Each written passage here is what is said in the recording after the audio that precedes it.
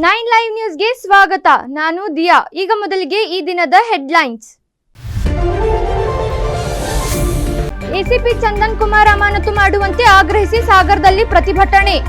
ಹಿಂದೂ ಕಾರ್ಯಕರ್ತ ಪುನೀತ್ ಕೆರೆಹಳ್ಳಿ ಮೇಲೆ ದೌರ್ಜನ್ಯ ಎಸಗಿದ್ದಾಗಿ ಆರೋಪ. ಎಸಿಪಿ ಅಮಾನತು ಮಾಡದಿದ್ದರೆ ಉಗ್ರ ಹೋರಾಟ ಮಾಡೋದಾಗಿ ಎಚ್ಚರಿಕೆ.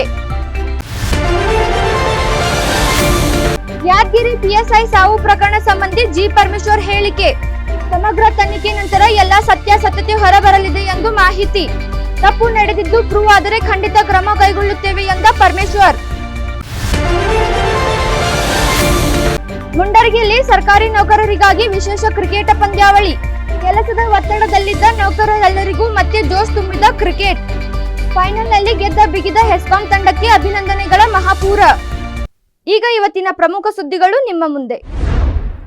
ಹಿಂದೂ ಕಾರ್ಯಕರ್ತ ಪುನೀತ್ ಕೆರೆಹಳ್ಳಿಯವರ ಮೇಲೆ ದೌರ್ಜನ್ಯ ಎಸಗಿದ ಎಸಿಪಿ ಚಂದನ್ ಕುಮಾರರನ್ನು ಅಮಾನತುಗೊಳಿಸಬೇಕು.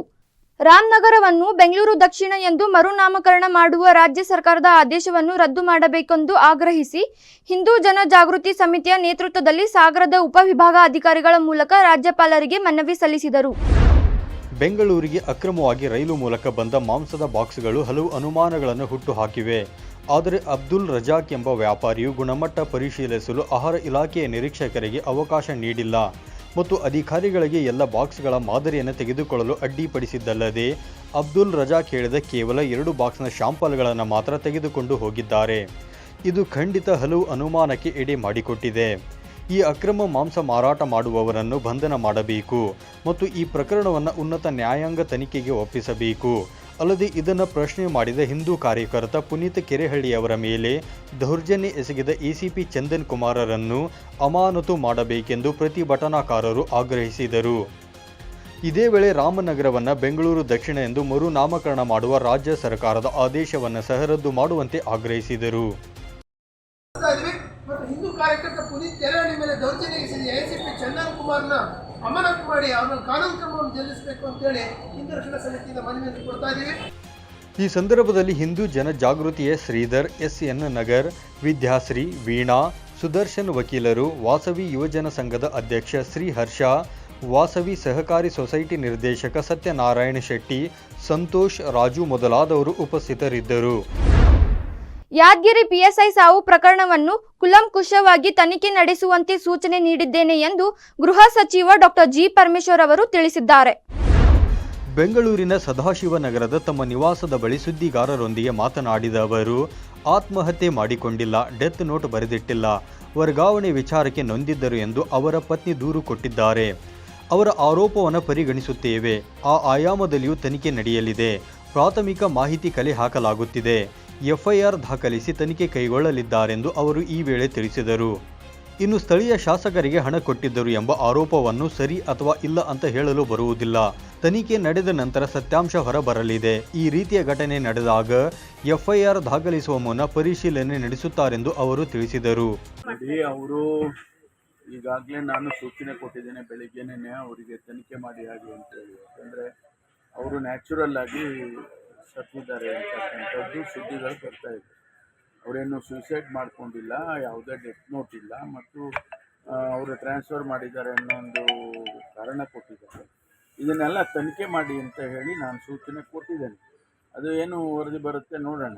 ಇನ್ನು ಬಿಜೆಪಿ ಮತ್ತು ಜೆಡಿಎಸ್ನವರು ಪಾದಯಾತ್ರೆಯನ್ನು ಕಾನೂನು ಬಾಹಿರವಾಗಿ ಮಾಡುವುದಿಲ್ಲ, ಶಾಂತಿಯುತವಾಗಿ ನಡೆಸುವುದಾಗಿ ಕೇಳಿಕೊಂಡಿದ್ದರಿಂದ ಸಿಎಂ ಜೊತೆ ಚರ್ಚಿಸಿ ಅವಕಾಶ ನೀಡಿದ್ದೇವೆ. ಯಾವುದೇ ರೀತಿಯ ಅಹಿತಕರ ಘಟನೆಗಳಾಗಬಾರದು, ಜನರಿಗೆ ತೊಂದರೆಗಳಾಗದಂತೆ ನೋಡಿಕೊಳ್ಳುವಂತೆ ಕಂಡೀಷನ್ ಹಾಕಲಾಗಿದೆ ಎಂದು ತಿಳಿಸಿದರು. ಹೇಳಿದ್ದೀವಿ, ಕೊಡ್ತೇವೆ ಅಂತ. ಯಾಕಂದರೆ ಅವರು ಯಾವುದೂ ಕಾನೂನು ಬಾಹಿರವಾಗಿ ಮಾಡೋದಿಲ್ಲ, ನಾವು ಪೀಸ್ಫುಲ್ ಆಗಿ ಮಾಡ್ತೀವಿ ಅಂತ ಹೇಳ್ಕೊಂಡಿದ್ದಾರೆ. ಅದಕ್ಕಾಗಿ ನಾವು ಕೊಡ್ತೇವೆ ಅಂತ ಮೊನ್ನೆನೇ ನಾನು ಮುಖ್ಯಮಂತ್ರಿಗಳ ಜೊತೆ ಮಾತಾಡಿ ತೀರ್ಮಾನ ಮಾಡಿದ್ದೇವೆ. ಅದರಿಂದ ಅವ್ರು ಮಾಡಿಕೊಳ್ಳಿ, ಏನು ತೊಂದರೆ ಇಲ್ಲ. ಆದರೆ ಒಂದು ಎಚ್ಚರಿಕೆಯನ್ನು ಕೂಡ ಕಂಡೀಷನಲ್ಲಿ ಇದನ್ನು ಕೊಟ್ಟಿದ್ದೇವೆ. ಏನು ಕೂಡ ಯಾವುದೇ ಅಹಿತಕರವಾದ ಘಟನೆಗಳಾಗಬಾರ್ದು, ಸಾರ್ವಜನಿಕರಿಗೆ ತೊಂದರೆ ಆಗಬಾರ್ದು, ಆ ರೀತಿ ಎಲ್ಲ ಒಂದಿಷ್ಟು ಕಂಡೀಷನ್ಸ್ ಹಾಕಿ ಕೊಟ್ಟಿದ್ದೇವೆ. ಈ ಸಂದರ್ಭದಲ್ಲಿ ಪಕ್ಷದ ಮುಖಂಡರು ಹಾಗೂ ಕಾರ್ಯಕರ್ತರು ಉಪಸ್ಥಿತರಿದ್ದರು. ದೈಹಿಕ ಶಿಕ್ಷಕರಾದ ನಿಂಗನಗೌಡ ವಿ ಪಾಟೀಲ್ ಅವರು ಸೇವೆಯಿಂದ ನಿವೃತ್ತಿ ಹೊಂದಿದ ಪ್ರಯುಕ್ತ ಬೆಳಗಾವಿ ಜಿಲ್ಲೆಯ ಚೆನ್ನಮ್ಮನ ಕಿತ್ತೂರು ತಾಲೂಕಿನ ಸರ್ಕಾರಿ ಪ್ರೌಢಶಾಲೆ ತುರುಮರಿಯಲ್ಲಿ ಸತ್ಕಾರ ಹಾಗೂ ಬೀಳ್ಕೊಡುಗೆ ಸಮಾರಂಭ ಜರುಗಿತು. ಶನಿವಾರ ಬೆಳಗ್ಗೆ ಸಾಂಗವಾಗಿ ಪ್ರಾರಂಭಗೊಂಡ ಸಮಾರಂಭದಲ್ಲಿ ಶಾಲೆಯ 10ನೇ ತರಗತಿಯ ವಿದ್ಯಾರ್ಥಿನಿಯರು ಪ್ರಾರ್ಥನೆ ಗೀತೆ ಹಾಡುವ ಮೂಲಕ ವಿಶಿಷ್ಟ ಮೆರುಗು ನೀಡಿದರು. ಶಿಕ್ಷಕರಾದ RB ಕಾಮಕರ್ ಎಲ್ಲರನ್ನ ಸ್ವಾಗತಿಸಿದರು. SB ಜಕಾತಿ ಅವರು ಮೊದಲಿಗೆ ಪ್ರಾಸ್ತಾವಿಕ ನುಡಿಗಳನ್ನಾಡಿದರು. ಇನ್ನು ಕಾರ್ಯಕ್ರಮದ ಅಧ್ಯಕ್ಷತೆಯನ್ನು ಶಾಲೆಯ ಮುಖ್ಯೋಪಾಧ್ಯಾಯರಾದ ಪ್ರಕಾಶ್ M ಹೆಳವರ ವಹಿಸಿಕೊಂಡಿದ್ದರು. ಇನ್ನು ಅತಿಥಿಗಳಾಗಿ ನಿವೃತ್ತ ದೈಹಿಕ ಶಿಕ್ಷಣಾಧಿಕಾರಿಗಳಾದ NE ಬುದ್ನೂರ್ ಹಾಗೂ ನಿವೃತ್ತ ಶಿಕ್ಷಣಾಧಿಕಾರಿಗಳಾದ BV ನೇಸರ್ಗಿ ಆಗಮಿಸಿದ್ದರು.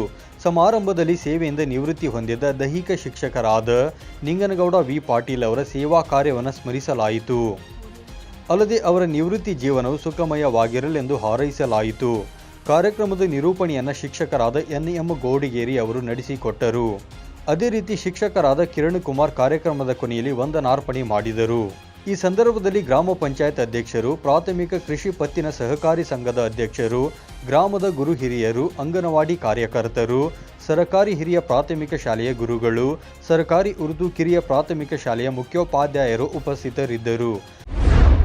ಸುದ್ದಿ ಮುಂದುವರಿಯುತ್ತೆ, ಅದಕ್ಕೂ ಮುನ್ನ ಚಿಕ್ಕದೊಂದು ಬ್ರೇಕ್. 9 ಲೈವ್ ವಾಹಿನಿಯ ಜನಪ್ರಿಯ ಕಾರ್ಯಕ್ರಮ ಶುಚಿ ರುಚಿ.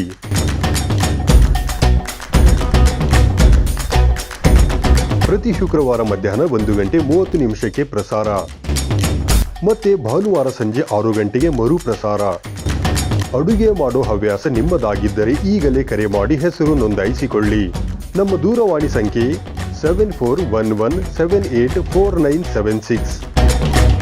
ಭೀಮಾ ಬ್ರಿಲಿಯನ್ಸ್ ವಜ್ರಾಭರಣ ಮಹೋತ್ಸವ ಜುಲೈ 31ರವರೆಗೆ. ಪ್ರತಿ ಕ್ಯಾರೆಟ್ಗೆ 7,000 ರೂಪಾಯಿಯ ಖಚಿತ ಕ್ಯಾಶ್ ಬ್ಯಾಕ್ ಪಡೆಯಿರಿ ಮತ್ತು ವಜ್ರದ ಆಭರಣಗಳಲ್ಲಿನ ಚಿನ್ನದ ಮೇಲೆ ಪ್ರತಿ ಗ್ರಾಮ್ಗೆ ಫ್ಲಾಟ್ 500 ರೂಪಾಯಿಯ ರಿಯಾಯಿತಿಯನ್ನು ಆನಂದಿಸಿ. ಭೀಮಾ ಜುವೆಲರ್ಸ್ನ ಎಲ್ಲಾ ಶೋರೂಮ್ಗಳಲ್ಲಿ ಲಭ್ಯವಿದೆ. ಷರತ್ತುಗಳು ಅನ್ವಯ. Bhima Brilliance Diamond Jewelry Festival till 31st July. Get assured cashback of ₹7,000 per carat and enjoy flat ₹500 off per gram on gold in diamond jewelry. Available at all Bhima Jewelers showrooms. TNC apply. ತೆರೆಮರೆಯಲ್ಲಿರುವ ಗಾನ ಪ್ರತಿಭೆಗಳಿಗೆ ಅದ್ಭುತ ವೇದಿಕೆ ಒದಗಿಸುವ ನಮ್ಮ ದಿಗ್ಗಜರು ಈಗ ನಿಮ್ಮ ಮನಗಳಿಗೆ ಲಗ್ಗೆ ಇಡಲು ಸಿದ್ಧವಾಗಿದೆ. ಇನ್ನು ಪ್ರತಿ ಶನಿವಾರ ಮಧ್ಯಾಹ್ನ 1:30ಕ್ಕೆ ನಿಮ್ಮ ನೆಚ್ಚಿನ 9 ಲೈವ್ ವಾಹಿನಿಯಲ್ಲಿ ಪ್ರಸಾರಗೊಳ್ಳಲಿದೆ. ಮತ್ತೆ ಮರುಪ್ರಸಾರ ಭಾನುವಾರ 1:30ಕ್ಕೆ. ನಿಮಗೂ ಗಾಯನದಲ್ಲಿ ಆಸಕ್ತಿ ಇದ್ದು ಉತ್ತಮ ವೇದಿಕೆ ಲಭಿಸುತ್ತಿಲ್ಲವೆಂದರೆ ಚಿಂತೆ ಯಾಕೆ? ಕೂಡಲೇ ನಮ್ಮ ದೂರವಾಣಿ ಸಂಖ್ಯೆ 7349416023ಗೆ ಸಂಪರ್ಕಿಸಿ. ಕಾರ್ಯಕ್ರಮದಲ್ಲಿ ನೀವು ಪಾಲ್ಗೊಳ್ಳಿ. ಬ್ರೇಕ್ ನಂತರ 9 ಲೈವ್ ನ್ಯೂಸ್ಗೆ ಸ್ವಾಗತ.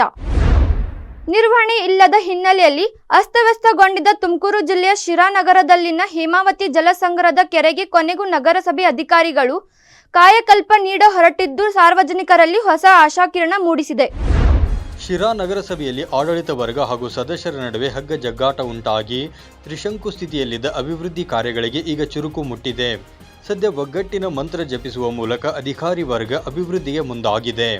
ಈ ಹಿನ್ನೆಲೆ ನಿರ್ವಹಣೆ ಇಲ್ಲದೆ ಅವಸಾನದ ಅಂಚಿನಲ್ಲಿದ್ದ ನಗರದ ದೊಡ್ಡ ಕೆರೆಗೆ ಕಾಯಕಲ್ಪ ನೀಡಲು ಮುಂದಾಗಿದ್ದಾರೆ. ಶಿರಾ ದೊಡ್ಡ ಕೆರೆಗೆ ರಕ್ಷಣೆ ಇಲ್ಲದ ಹಿನ್ನೆಲೆ ಕೆರೆ ನೀರನ್ನು ಬೇಕಾದವರು ಬಳಸತೊಡಗಿದ್ದರು. ಅಲ್ಲದೆ ತ್ಯಾಜ್ಯ ನೀರು ಕೂಡ ಕೆರೆಗೆ ಸೇರಿ ಕೆರೆ ನೀರು ಮಲಿನಗೊಂಡಿತ್ತು. ರಕ್ಷಣೆ ಇಲ್ಲದ ಹಿನ್ನೆಲೆ ಪುಂಡ ಪೋಖರಿಗಳ ಹಾವಳಿಯೂ ಕೂಡ ಇಲ್ಲಿ ಹೆಚ್ಚಾಗಿತ್ತು. ಆದರೆ ಈಗ ಸದ್ಯ ನಗರಸಭೆ ಅಧಿಕಾರಿ ವರ್ಗದವರು ಕೆರೆಯ ಅಭಿವೃದ್ಧಿ ಕಾರ್ಯಕ್ಕೆ ಕೈ ಹಾಕಿದ್ದು 100 ಎಕರೆ ವಿಸ್ತೀರ್ಣ ಹೊಂದಿರುವ ಶಿರಾ ದೊಡ್ಡ ಕೆರೆಗೆ ಹೇಮಾವತಿ ನೀರು ಹರಿಸಲಾಗಿದೆ. ಈ ಮೊದಲು ಕೆರೆಗೆ ಚರಂಡಿ ನೀರು ಸೇರುತ್ತಿತ್ತು. ಈ ಬಗ್ಗೆ ಪರಿಸರ ಪ್ರೇಮಿಗಳು ಹಾಗೂ ಸಾರ್ವಜನಿಕರಿಂದ ತೀವ್ರ ಆಕ್ಷೇಪ ಕೂಡ ವ್ಯಕ್ತವಾಗಿತ್ತು. ಇದರಿಂದ ಎಚ್ಚೆತ್ತಿದ್ದ ನಗರಸಭೆ ಕೆಲವು ದಿನಗಳ ಹಿಂದೆ ಚರಂಡಿ ನೀರು ಕೆರೆ ಒಡಲು ಸೇರದಂತೆ ಕ್ರಮ ಕೈಗೊಂಡಿದೆ. ಕೆರೆಯಲ್ಲಿ ಸಂಗ್ರಹವಾಗಿ ಕೊಳಚೆ ನೀರನ್ನು ಪಂಪ್ ಮೂಲಕ ಹೊರ ಹಾಕಲಾಗುತ್ತಿದೆ. 10 ಸಿಬ್ಬಂದಿ ಸ್ವಚ್ಛತಾ ಕೆಲಸದಲ್ಲಿ ತೊಡಗಿಸಿಕೊಂಡಿದ್ದಾರೆ. ಕೆರೆ ಸ್ವಚ್ಛಗೊಳಿಸಿ ಜಲಚರಗಳಿಗೂ ಯೋಗ್ಯ ಪರಿಸರ ನಿರ್ಮಿಸಲಾಗ್ತಿದೆ. ಅಲ್ಲದೆ ಕೆರೆಯ ಸಮಗ್ರ ಅಭಿವೃದ್ಧಿಗೊಳಿಸಿ ಹಚ್ಚ ಹಸಿರಿನಿಂದ ಕಂಗೊಳಿಸುವಂತೆ ಮಾಡುವ ಮೂಲಕ ವಿಹಾರ ತಾಣವನ್ನಾಗಿ ರೂಪಿಸುವುದೇ ನಮ್ಮ ಉದ್ದೇಶವಾಗಿದೆ ಎಂದು ಪೌರಾಯುಕ್ತ ರುದ್ರೇಶ್ ಮಾಹಿತಿ ಹಂಚಿಕೊಂಡಿದ್ದಾರೆ.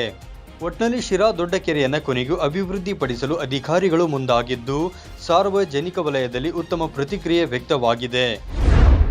ಚಲಿಸುತ್ತಿದ್ದ ಬಸ್ನಿಂದ ಬಿದ್ದು ಗಂಭೀರವಾಗಿ ಗಾಯಗೊಂಡಿದ್ದ ವಿದ್ಯಾರ್ಥಿನಿ ಚೈತ್ರಾ ಗಡದವರಿಗೆ ಹೆಚ್ಚಿನ ಚಿಕಿತ್ಸೆ ಅವಶ್ಯಕತೆ ಇದ್ದು ಅದರ ವೆಚ್ಚವನ್ನು ಸಾರಿಗೆ ಇಲಾಖೆ ಭರಿಸಬೇಕು ಎಂದು ಆಗ್ರಹಿಸಿ ಅಖಿಲ ಭಾರತೀಯ ವಿದ್ಯಾರ್ಥಿ ಪರಿಷತ್ತಿನಿಂದ ಮುಂಡರಗಿಯಲ್ಲಿ ಬೃಹತ್ ಪ್ರತಿಭಟನೆ ನಡೆಸಲಾಯಿತು.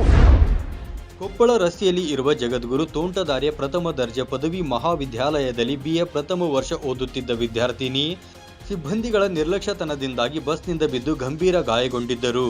ಈ ಹಿನ್ನೆಲೆ ವಿದ್ಯಾರ್ಥಿನಿಯನ್ನು ಆಸ್ಪತ್ರೆಗೆ ದಾಖಲಿಸಿ ಚಿಕಿತ್ಸೆ ನೀಡಲಾಗ್ತಿದೆಯಾದರೂ ಆಕೆಗೆ ಇನ್ನೂ ಹೆಚ್ಚಿನ ಚಿಕಿತ್ಸೆ ಬೇಕು ಎಂದು ವೈದ್ಯರು ತಿಳಿಸಿದ್ದಾರೆ. ಈ ಹಿನ್ನೆಲೆ ವಿದ್ಯಾರ್ಥಿನಿ ಚೈತ್ರಾ ಗಡಾದವರ ಸಂಪೂರ್ಣ ಚಿಕಿತ್ಸಾ ವೆಚ್ಚವನ್ನು ಸಾರಿಗೆ ಇಲಾಖೆಯೇ ಭರಿಸಬೇಕೆಂದು ಪ್ರತಿಭಟನಾಕಾರರು ಒತ್ತಾಯಿಸಿದ್ದಾರೆ. ಅಲ್ಲದೆ ಟೈರಿಗೆ ಬೆಂಕಿ ಹಚ್ಚಿ ಬೃಹತ್ ಪ್ರತಿಭಟನೆ ನಡೆಸಿದ ಪ್ರತಿಭಟನಾಕಾರರು ರಾಜ್ಯ ರಸ್ತೆ ಸಾರಿಗೆ ಇಲಾಖೆಯ ವಿರುದ್ಧ ಘೋಷಣೆ ಕೂಗಿ ಆಕ್ರೋಶವನ್ನು ವ್ಯಕ್ತಪಡಿಸಿದರು.